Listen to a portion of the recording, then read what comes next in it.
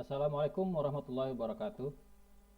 Selamat pagi, salam sejahtera untuk kita semua. Video ini akan menjelaskan tentang materi mengenai mata kuliah komunikasi kelompok. Ini adalah pertemuan pertama untuk mata kuliah ini. Oleh karenanya kita akan membahas tentang hal-hal yang mendasar menyangkut komunikasi kelompok, khususnya mengenai definisi tentang apa itu komunikasi, apa itu kelompok, dan apa pula komunikasi kelompok. Saya lanjut saja. Pengertian komunikasi. Komunikasi menurut Richard Thomas, ada beberapa definisi ini kita sajikan, kita lihat nanti.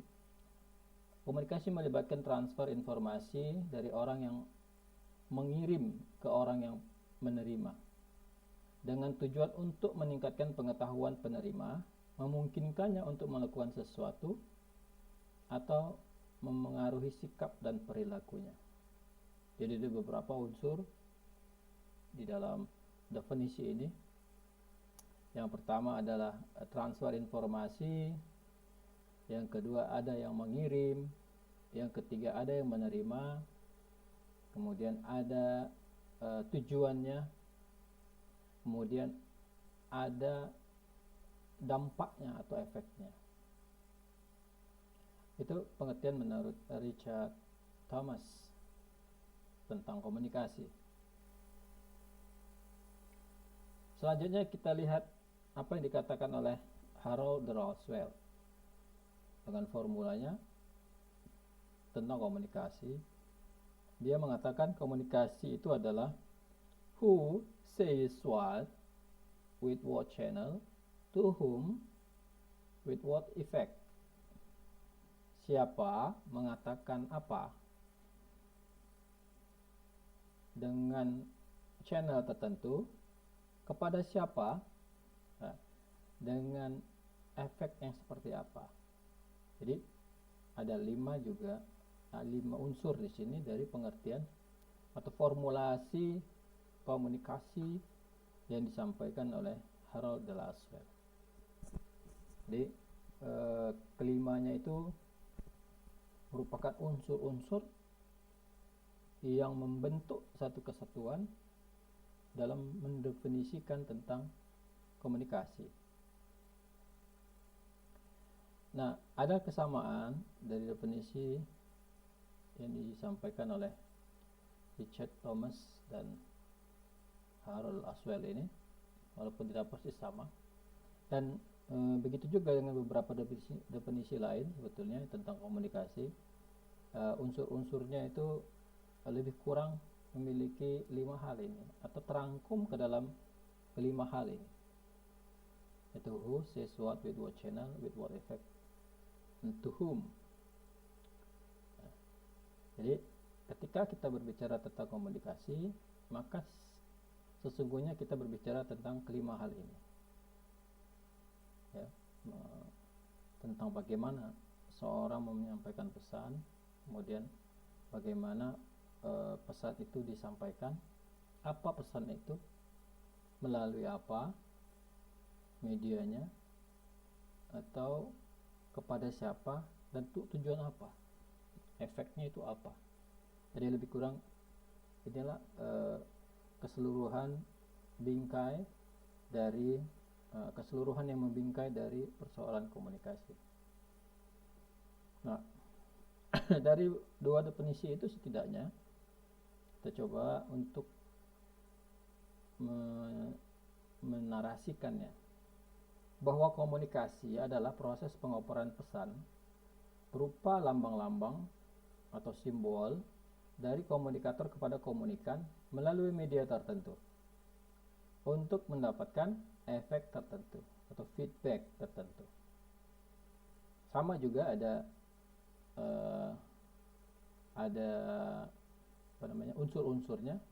Komunikasi adalah penguasaan pesan. Pesan dari siapa? Dari orang yang menyampaikan pesan yang disebut dengan komunikator, berupa lambang-lambang kepada siapa? Komunikan atau orang yang menerima pesan. Ya, ada komunikator, ada pesan itu sendiri, ada komunikan, ada media sebagai alatnya, dan ada efek sebagai tujuannya. Jadi 5 itu, hal itu merupakan pengertian yang bisa kita pedomani dalam memahami komunikasi. Oke, kita lanjutkan. Nah, ketika kemudian kita berbicara komunikasi lebih jauh, pembahasan tentang komunikasi itu akan juga berkaitan dengan kelima unsur-unsur dalam definisinya. Ya. Kalau kita menggunakan formulasi yang digunakan oleh Harold Laswell itu, who says what to whom with what channel, atau dibalik, who says what with what channel to whom with what effect. Itu maka kita akan menemukan bidang-bidang kajian tersendiri dari kelima unsur-unsur tersebut. Yang pertama, who, komunikator mengatakan apa. Nah, kita bisa melakukan analisis sumber dari informasi yang disampaikan seorang komunikator. Ini adalah merupakan bidang kajian sendiri. Secara sederhana misalnya, saya bisa mencontohkan bagaimana analisis sumber itu dilakukan terhadap seorang komunikator. Misalnya, selama menjabat sebagai Presiden Republik Indonesia, Presiden Jokowi seringkali menyampaikan statement-statement kepada khalayak melalui media massa. Nah, statement-statement itu bunyinya itu bisa dianalisis melalui berbagai pendekatan. Melalui pendekatan politik misalnya, pendekatan sosial budaya, pendekatan bahasa, dan seterusnya. Itu disebut dengan source analysis. Nanti belajarnya bisa panjang lebar dia. Kemudian say what, message, bukan message ya, message itu urut ya. Message. Say what itu adalah pesan itu sendiri yang dalam memahaminya menggunakan pendekatan atau menggunakan analisis isi atau konten analisis. Dalam hasanah ilmu pengetahuan, konten analisisnya adalah sebuah sebuah pendekatan yang sudah baku, artinya sudah ramai dilakukan orang dan sangat populer, saya kira cukup populer. Nah, konten analisis ini berkaitan kepada pesan itu sendiri. Kalau source analysis itu berkaitan dengan latar belakang si penyampai pesan, berkaitan dengan pesan yang disampaikannya. Tetapi message itu berkaitan dengan pesan itu sendiri. Bagaimana pesan itu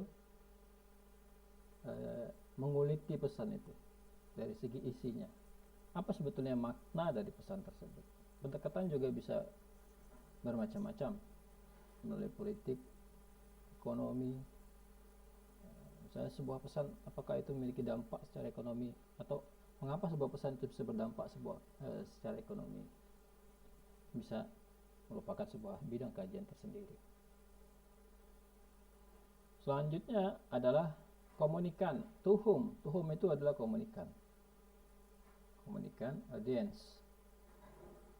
Pendekatan yang digunakan adalah audience analysis, pendekatan analisis.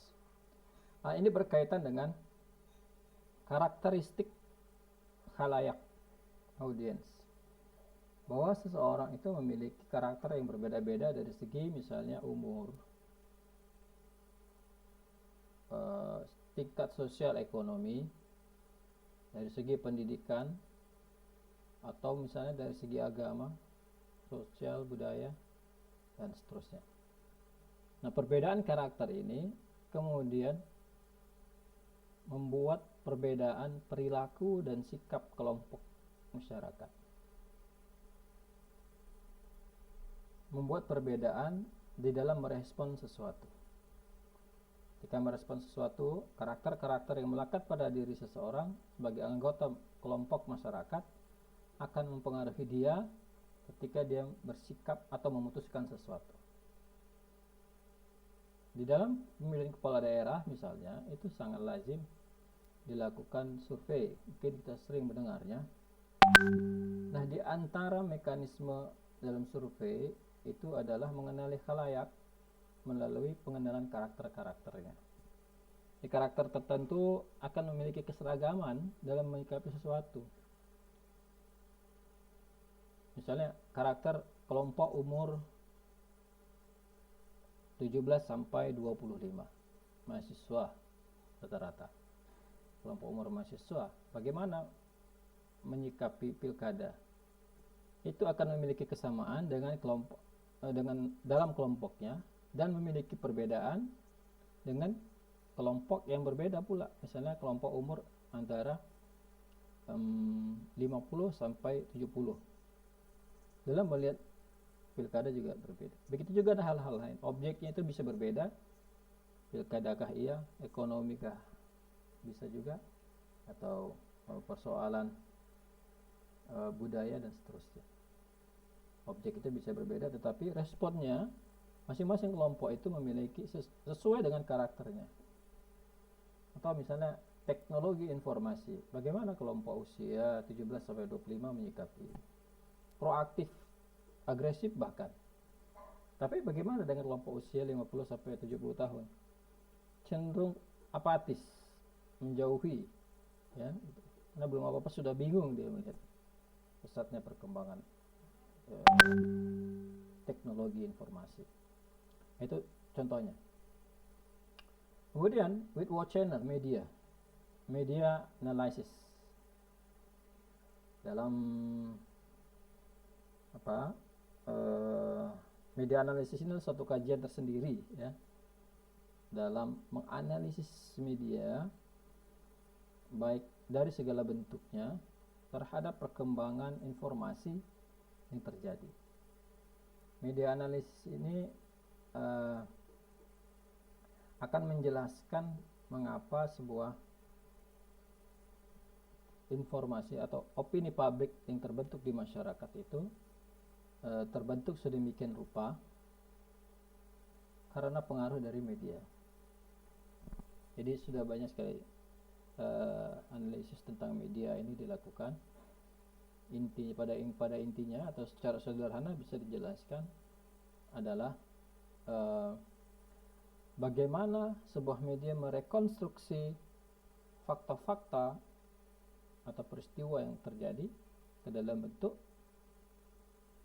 berita yang merupakan rangkaian kata-kata dan gambar. Berita itu adalah rangkaian kata-kata dan gambar yang dibangun atau direkonstruksi dari peristiwa atau fakta-fakta yang ada. Nah, proses ini yang menjadi bagian kajian dari media analisis atau media analysis. Unsur kelima adalah efek analysis. Nah, di dalam unsur ini fokus kajiannya adalah pada hasil yang dicapai. Ada 3 hal setidaknya yang berkaitan dengan efek ini. Yang pertama adalah efek kognitif, yang kedua efek afektif, yang ketiga adalah efek konatif atau sering juga disebut dengan psikomotorik behavioral.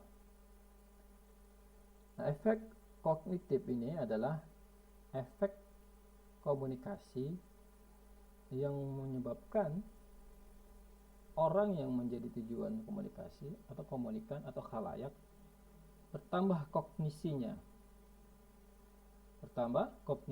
pengetahuannya bertambah.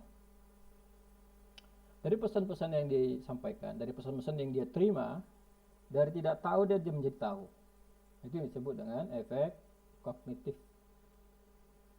Nah, efek afektif itu adalah efek lanjutan dari efek kognitif. Sebuah pesan, ya, pesan komunikasi tidak sekedar membuat orang dari tidak tahu menjadi tahu, tetapi juga melibatkan seseorang atau audiens atau komunikan itu secara emosional. Ya, tidak saja sekedar bertambah pengetahuannya, tetapi juga terlibat secara emosional. Contoh sederhana misalnya, ketika Anda misalnya ya mengikuti tes swab, ya tes swab, karena ya, masa COVID ini cukup marak ya. Sebagai contoh saya buat, maka ketika si A katakan menerima informasi setelah berapa hari dia tes swab, informasi dikatakan bahwa Anda negatif, dia senang, secara emosi dia senang.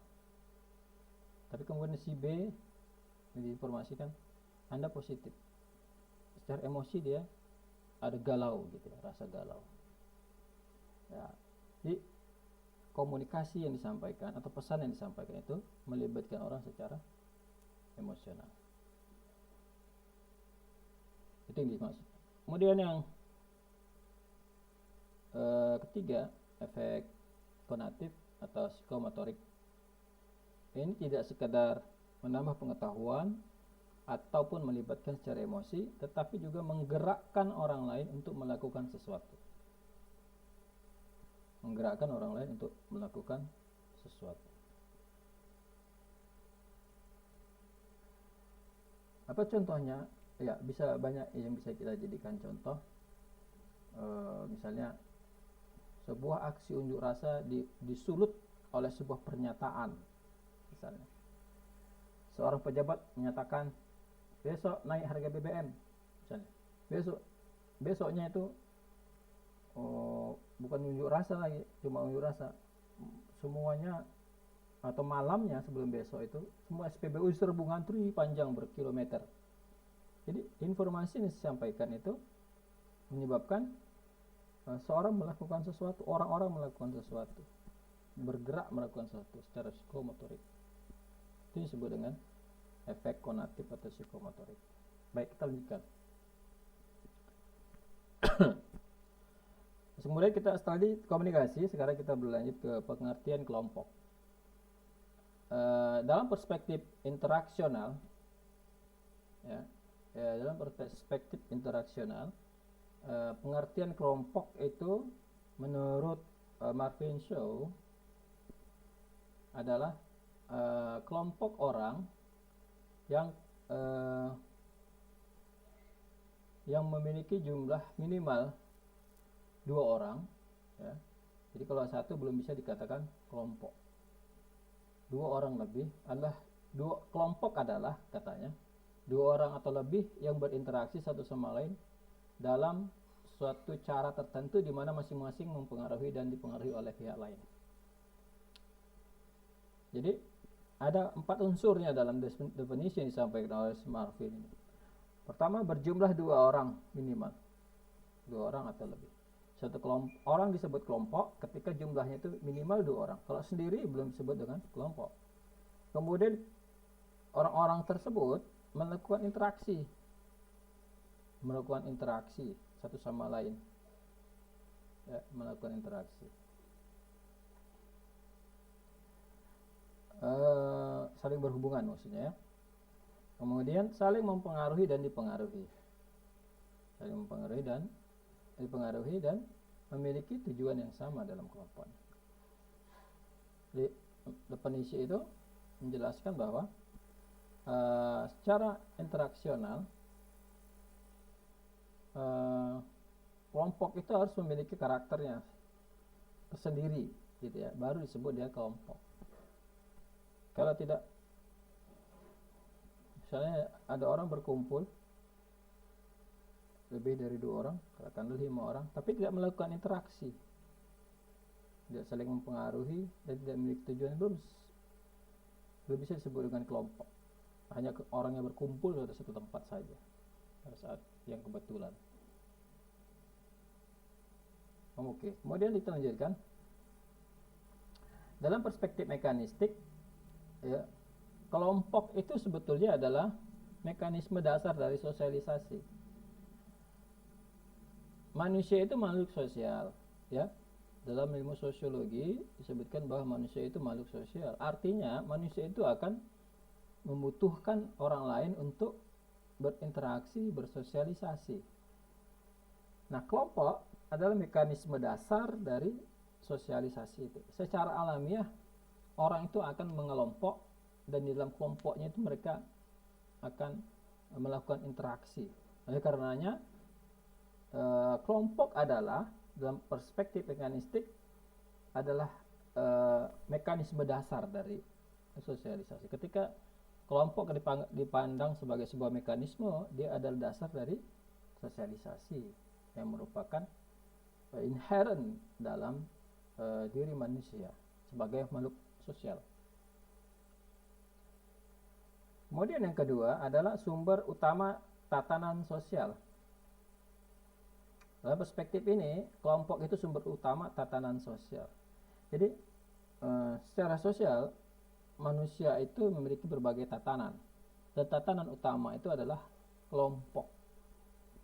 Dari kelompok kecil, dari mulai kelompok kecil sampai kelompok yang besar, itu akan membentuk sebuah masyarakat. Masyarakat sosial yang paling kecil misalnya keluarga, kawanan, lebih besar tetangga, satu desa, kecamatan, kabupaten kota, provinsi, negara, dan seterusnya. Di kelompok itu adalah sumber utama dari tatanan sosial. Nah, baik. Yang kemudian yang ketiga dalam perspektif mekanistik itu adalah bahwa kelompok itu adalah nilai dan sikap, ya, nilai dan sikap.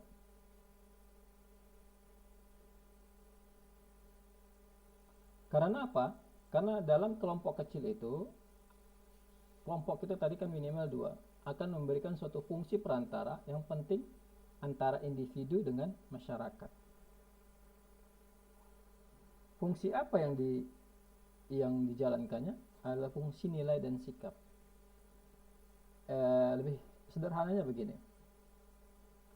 Jika suatu masyarakat itu disebut masyarakat yang rajin taat hukum, seperti katakanlah masyarakat Jepang misalnya. Masyarakat Jepang itu dikenal sebagai orang yang rajin, pekerja keras, taat hukum, ya kan? Nah, dari mana sikap dan nilai-nilai ini mereka secara kolektif itu didapatkan oleh masyarakat Jepang? Kalau diurai itu dari negaranya itu, karena setiap daerah itu atau setiap kota di Jepang itu masyarakatnya, setiap masyarakat kota di Jepang itu memiliki nilai sikap yang seperti itu. Rajin, kerja keras, rajin, dan taat hukum. Nah, kemudian pada klaster yang lebih kecil lagi, kecamatan begitu, kemudian lebih kecil lagi sampai ke paling kecil, yaitu keluarga, dan 2 orang yang berkumpul memiliki nilai dan sikap seperti itu. Oleh karenanya sikap secara keseluruhan itu dibentuk oleh kelompok-kelompok kecil ini yang memberi sumbangsi bagi terbentuknya nilai dan sikap dari bagi kelompok yang lebih besar. Untuk dalam perspektif mekanistik, ya, ketika kita melihat kelompok sebagai sebuah mekanisme. Kemudian kita masuki beberapa jenis kelompok. Yang pertama adalah kelompok primer. Kelompok primer ini adalah kelompok pertama setiap orang. Artinya siapapun dia, manusia, ketika dia lahir ke dunia ini, dia akan memiliki kelompok pertama, yaitu keluarga. Bagi orang yang tidak memiliki keluarga ini, seperti misalnya orang orang yang tidak memiliki orang tua, maka keluarga dia adalah orang yang mengadopsinya. Atau misalnya orang yang lahir di jalanan, maka keluarganya adalah teman-teman di jalanan itu. Jadi setiap orang memiliki kelompok pertama dalam hidupnya. Ya, kelompok primer ini ditandai dengan hubungan yang langsung dan terus-menerus. Hubungan yang langsung yang dimaksud adalah hubungan yang secara tanpa jeda gitu ya, hampir tanpa jeda. Ya, hampir tanpa jeda. Pada umumnya hampir tanpa jeda. Misalnya seorang anak dengan orang tua dari mulai kecil terus bersama-sama. Gitu. Itu adalah yang disebut dengan kelompok primer. Nah, kelompok primer ini mempengaruhi sangat kuat karakter dari setiap orang. Kalau dia dari keluarga yang santun, kemungkinan besar dia akan menjadi orang yang santun. Kalau dia hidup di jalanan, maka kemudian kemungkinan besar dia akan menjadi mengadopsi perilaku jalanan yang sering dia alami, dan seterusnya. Kemudian kelompok sekunder. Kelompok sekunder adalah kelompok tempat orang mengaktualisasikan dirinya. Ketika dia bersekolah, mengaktualisasikan secara pendidikan. Ketika dia bergabung dengan kelompok musik misalnya, maka dia mengaktualisasikan dirinya dalam hal musik. Begitu juga dengan kelompok agama, pengajian dan seterusnya. Adalah kelompok tempat mengaktualisasi diri dalam berbagai bidang. Nah, berdasarkan besarannya, kelompok itu ada kelompok kecil dan kelompok besar. Kelompok kecil paling banyak 20 orang, kelompok besar lebih dari 20 orang. Batasan ini sebetulnya relatif, ya. Nanti akan dijelaskan oleh para pakar mengapa relatif, tetapi setidaknya ada batasan yang menjadi acuan. Nah, berdasarkan tipenya, kelompok itu dibagi menjadi 3, yaitu growth group, learning group, dan problem solving group. Growth group adalah kelompok yang berkembang. Ya, growth group ada kelompok yang berkembang. Nah, dalam kelompok ini fokus pada masalah pribadi anggotanya. Growth group itu berfokus pada masalah pribadi anggotanya.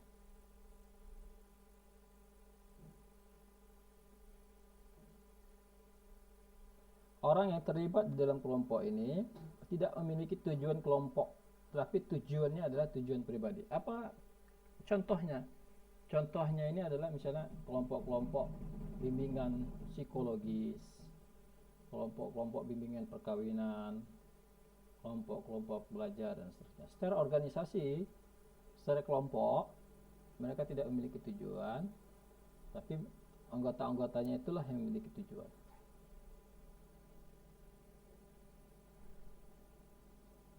Kemudian yang kedua adalah learning group.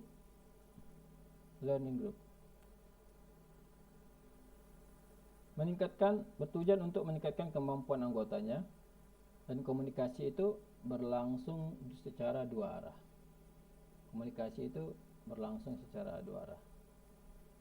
Merupakan cirinya. Ya, kelompok belajar itu adalah meningkatkan kemampuan anggotanya. Kemudian yang ketiga adalah problem solving group. Yang dimaksud dengan problem solving group ini adalah orang-orang yang terlibat dalam kelompok memecahkan masalah, bekerja sama untuk mengatasi persoalan mereka yang mereka hadapi.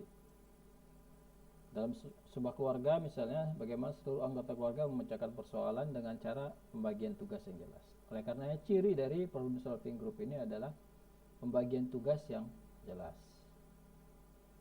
Ya. Oke. Berdasarkan tipenya. Kemudian kita beralih kepada pengertian komunikasi kelompok. Ada definisi yang disampaikan oleh Michael Bargun dengan Michael Ruffner.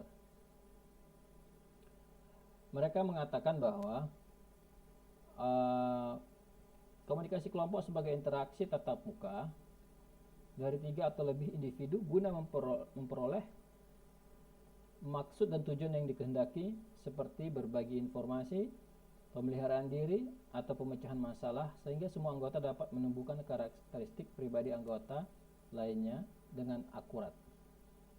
Setidaknya ada 3 elemen dari definisi yang disampaikan oleh kedua orang ini. Yang pertama adalah merupakan tatap muka 3 orang atau lebih. Yang kedua, mereka berkumpul menjadi kelompok untuk mencapai tujuannya. Nah, yang ketiga adalah untuk menumbuhkan karakter. Dalam rangka menumbuhkan karakter. Nah, di dalam tatap muka 3 orang lebih ini berlakulah di sana komunikasi face to face communication atau komunikasi tatap muka. Jadi kalau tidak, sekarang ini kan apa ya, musim daring ya, daring. Kalau daring itu apakah dapat dikategorikan sebagai komunikasi tatap muka? Kalau menurut saya belum bisa dikatakan komunikasi tatap muka karena tidak terbaca verbal atau non-verbal komunikasi yang disampaikan. Pada dasarnya ketika manusia berkomunikasi, dia tidak hanya menyampaikan simbol, kata-kata berupa simbol-simbol. Kata-kata ini kan simbol nih ya. Simbol. Artinya kalau 5 berarti begini kan begitu. Bukan simbol ya. Satu simbol dalam bentuk gerakan, satu simbol dalam bentuk suara. Nah, selain menyampaikan pesan melalui kata-kata, orang juga sebetulnya menyampaikan pesan melalui komunikasi nonverbalnya, gestur tubuh, mimik wajah, dan sebagainya yang bisa dilihat oleh orang dalam komunikasi face-to-face communication. Tetapi komunikasi bermedia itu relatif tidak dapat dilihat secara utuh, karena banyak media itu bisa memanipulasi berbagai, ketika menggunakan media bisa memanipulasi berbagai pesan yang disampaikan dengan berbagai teknik perkembangan teknologi sekarang ini. Nah, kemudian yang ketiga dalam tatap muka ini adanya interaksi antara 3 sampai 20 orang. Ada interaksi. Jadi kalau diam-diam saja itu tidak disebutkan dengan komunikasi kelompok. Ada cirinya. Kemudian yang kedua adalah sharing informasi atau mencapai tujuan. Ada 3, sharing informasi, memecahkan masalah, dan aktualisasi diri. Ya. Sharing informasi, memecahkan masalah, dan aktualisasi diri. Jika tujuannya itu adalah untuk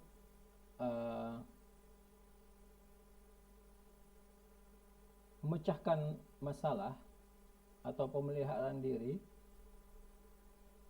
untuk memecahkan masalah yang pertama ya, maka kelompok tersebut biasanya melibatkan beberapa tipe perbuatan keputusan untuk mengurangi kesulitan-kesulitan yang dihadapinya. Untuk mengurangi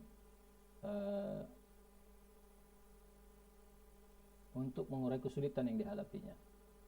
Jika kelompok tersebut hanya untuk sharing informasi, maka komunikasi yang dilakukan dimaksudkan untuk menanamkan pengetahuan. Ya. Dan jika kelompok ini adalah untuk memecahkan masalah, maka kelompok tersebut biasanya melibatkan beberapa tipe pembuatan keputusan untuk mengurangi kesulitan yang mereka hadapi. Saya ulangi ya, apabila tujuan kelompok ini untuk berbagi informasi, maka mereka akan menuju satu titik yang disebut dengan menambah informasi atau pengetahuan para anggotanya. Apabila tujuan dari kelompok ini adalah untuk memecahkan masalah,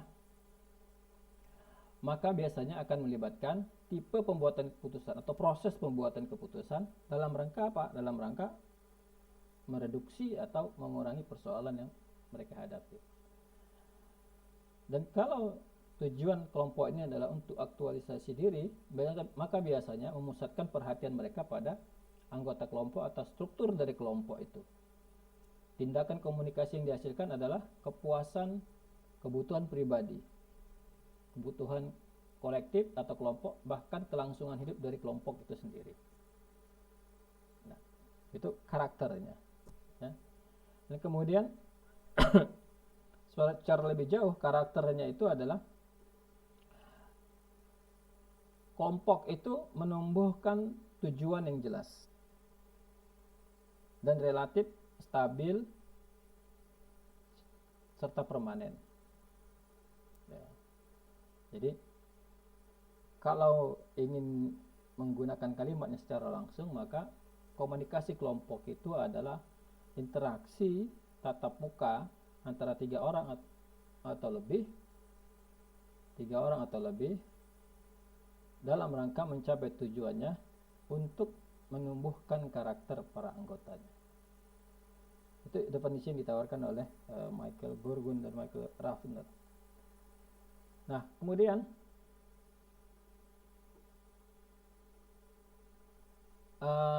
ada beberapa hal yang bisa juga kita batasi dalam definisi komunikasi kelompok yang kali ini disampaikan oleh Ronald Adler dan John Rodman. Ini ada ada koreksian sedikit. Tadi Michael Burgun, sekarang Ronald Adler, ya. Bahwa yang dimaksud dengan komunikasi kelompok menurut mereka memiliki 4 elemen seperti yang tertera dalam slide. Nah, komunikasi kelompok adalah menurut mereka kelompok atau grup yang merupakan sekumpulan kecil orang yang saling berinteraksi, biasanya tatap muka dalam waktu yang lama guna mencapai tujuan tertentu. Nah, dari definisi ini kita coba melucutinya menjadi 4 unsur. Yang pertama adalah kelompok yang saling berinteraksi. Dalam komunikasi kelompok, faktor yang penting adalah interaksi. Ya. Seorang anggota kelompok adalah anggota yang disebut dengan anggota yang melakukan interaksi. Kalau ada orang yang dalam kelompok tidak melakukan interaksi, dia disebut dengan coach ini. Contohnya begini, kalau dalam perkuliahan mahasiswa, dosen menyampaikan materinya, kemudian mahasiswa berinteraksi, bertanya, menyanggah boleh, dan sebagainya. Tapi ada beberapa mahasiswa yang tidak bereaksi, diam saja dari awal sampai akhir.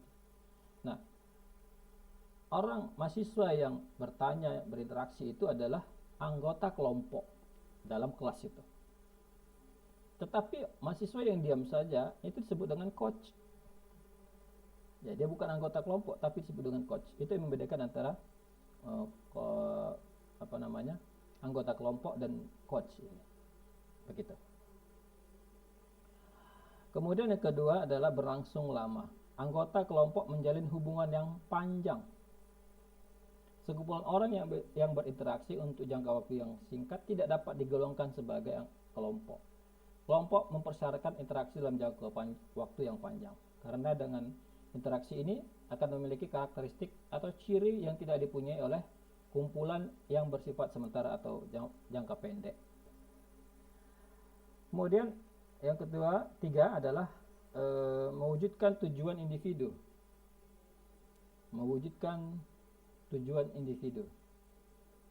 Yang mengandung pengertian bahwa keanggotaan dalam suatu kelompok akan membantu individu yang menjadi anggota kelompok tersebut dapat mewujudkan satu atau lebih tujuannya. Dan yang kelima adalah ukuran kelompok kecil. Sebetulnya tadi seperti saya sampaikan, kelompok kecil 2 sampai 20 itu tidak ada batasan yang baku yang disepakati bersama. Ya. Untuk mengatasi perbedaan jumlah, karena ada yang mengatakan 38, 315, 320 itu disebut dengan kelompok, 3 sampai 20 maksudnya. Untuk mengatasi perbedaan anggota jumlah tersebut, muncul konsep yang dikenal dengan small hash ini. Yang dimaksud dengan anggota kelompok adalah anggota yang dikenali, mengenali, dan merespons. Ketika lihat dikenali, tapi kemudian tidak cukup dikenali saja, tapi direspon. Ini sama seperti kumpulan mahasiswa yang di ruang kuliah tadi, saya contohkan. Kenal, mungkin dikenali, tapi tidak merespons, maka dia belum termasuk pada atau kategori anggota kelompok. Apalagi orang luar yang tidak dikenal, maka dia sama sekali bukan anggota kelompok. Jadi definisi kelompok seperti itu. Oke, saya kira itu ya sebagai pembuka kuliah kita, pengenalan tentang kelompok, komunikasi kelompok dan komunikasi kelompok. Mudah-mudahan bisa dipahami dengan baik. Saya akhiri. Assalamualaikum warahmatullahi wabarakatuh. Selamat pagi, salam sejahtera.